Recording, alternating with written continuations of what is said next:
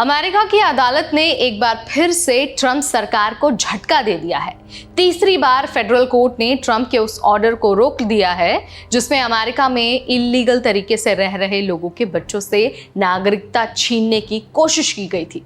जज ने साफ साफ कह दिया है कि संविधान एक पेन से नहीं बदला जा सकता। सुप्रीम कोर्ट की नई गाइडलाइन के बावजूद ये ऑर्डर पूरे देश में रोक दिया गया है।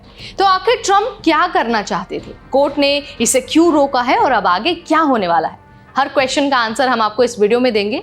और इससे पहले कि हम डिटेल से बात करें, आप सबसे पहले हमारे चैनल को सब्सक्राइब कर दीजिए, बेल आइकन को प्रेस कर दीजिए ताकि जैसे ही कोई अपडेट आए सबसे पहले इंफॉर्मेशन आप तक पहुंच जाए। Hi everybody, you're watching NBT Tech Ed and I'm your host Neha Upadhyay. तो भाई सबसे पहले बात करते हैं बर्थ राइट सिटीजनशिप की, यानी कि जन्म से मिलने वाली नागरिकता की।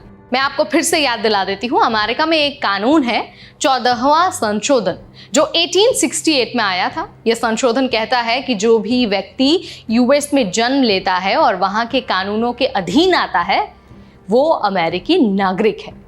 यानी कि अगर कोई भी बच्चा यूएस के धरती पर पैदा होता है तो वो नागरिक होगा, चाहे उसके माता पिता कानूनी रूप से अमेरिका में रह रहे हों या फिर नहीं। ये नियम सदियों से चलता आ रहा है और यही अमेरिका की पहचान भी है, यानी कि सबको बराबरी का अधिकार। लेकिन ट्रंप ने चुनाव जीतने के बाद जब वो सत्ता में दोबारा लौटे तो उन्होंने एक विवादित एग्जीक्यूटिव ऑर्डर पास किया। इस ऑर्डर में कहा गया कि अगर किसी के माता पिता यूएस में गैर कानूनी तरीके से रह रहे हैं या फिर सिर्फ टेम्पररी वीजा पर हैं तो उनके अमेरिका में पैदा हुए बच्चे को नागरिकता नहीं मिलेगी। इस फैसले से लाखों परिवारों की नागरिकता पर सीधा खतरा आ गया था। ट्रंप सरकार का कहना था कि ऐसे बच्चे जुरिस्डिक्शन ऑफ यूएस में नहीं आते, इसीलिए उन पर 14वां संशोधन लागू नहीं होता है। अब जरा हम कोर्ट के ताजा फैसले पर भी बात कर लेते हैं। तो बॉस्टन के फेडरल जज लियो ने इस ऑर्डर पर नेशन वाइड रोक लगा दी है। उन्होंने कहा कि यह आदेश संविधान के खिलाफ है और प्रेसिडेंट को ऐसा करने का अधिकार नहीं है। जज ने यह भी कहा कि अगर यह ऑर्डर कुछ राज्यों में लागू होगा और कुछ में नहीं तो पूरा का पूरा जो सिस्टम है, पूरी जो व्यवस्था है वो बिगड़ जाएगी। क्यों? क्योंकि लोग स्टेट्स के बीच मूव करते रहते हैं। ट्रंप सरकार ये भी नहीं समझ पाया कि सीमित रोक लागू कैसे होगी। जज ने उनके लॉजिक्स को कानून और लॉजिक दोनों के खिलाफ बताया है। ये पहला मामला नहीं है। इस आदेश पर अब तक 3 अलग अलग अदालतें रोक लगा चुकी हैं। न्यू हैम्पशायर के जज जोसेफ ने इसी महीने नेशन वाइड ब्लॉक लगाया था। सैन फ्रांसिस्को की अपीलीय अदालत ने भी इसे असंवैधानिक घोषित किया। मैरीलैंड की जज ने भी संकेत दिया कि अगर अपील कोर्ट सपोर्ट करेगी तो वो भी रोक लगा देंगी। और यहाँ पर सबसे खास बात यह है कि ये रोक सुप्रीम कोर्ट की नई गाइडलाइन के बावजूद आई है जिसने लोअर कोर्ट्स की नेशन वाइड इंजंक्शन पावर को सीमित कर दिया था।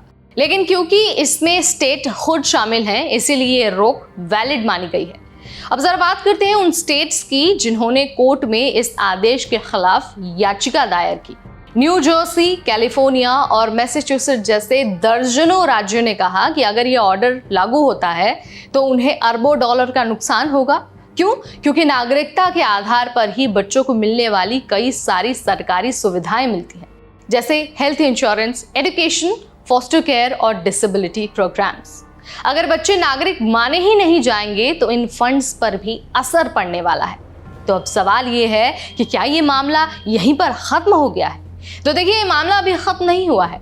अभी तक ट्रंप सरकार ने इन फैसलों के खिलाफ सुप्रीम कोर्ट में अपील नहीं की है, लेकिन माना जा रहा है कि जल्द ही मामला देश की सबसे बड़ी अदालत यानी कि सुप्रीम कोर्ट में पहुंचेगा और वहीं से तय होगा कि क्या अमेरिका की नागरिकता जन्म से मिलती रहेगी या फिर उसे कानूनी कागजों की कैलकुलेशन बना दिया जाएगा।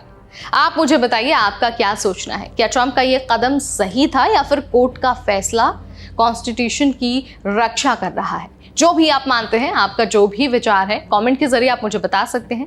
इस वीडियो में फिलहाल इतना ही। इमिग्रेशन, डेपोटेशन, वर्क अब्रॉड और स्टडी अब्रॉड से रिलेटेड हर छोटा बड़ा अपडेट हम आपको देते रहेंगे सिर्फ और सिर्फ NBT टेक एड के जरिए।